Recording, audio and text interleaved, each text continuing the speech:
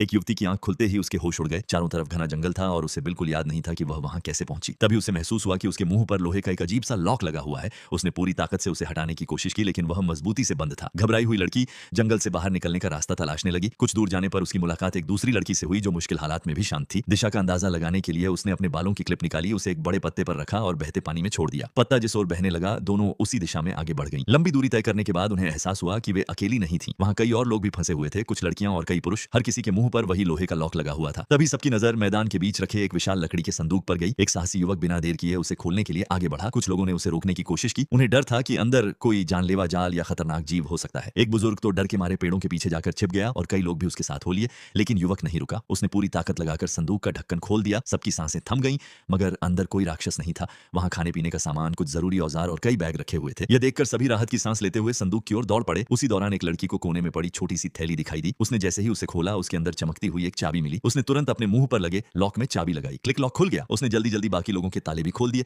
आजाद होते ही सबने संदूक में रखे हथियार और जरूरी सामान आपस में बांट लिया। अब उन्हें समझ आ चुका था कि यह जंगल सिर्फ एक कैद खाना नहीं, बल्कि जिंदा बचने की खतरनाक परीक्षा थी। और असली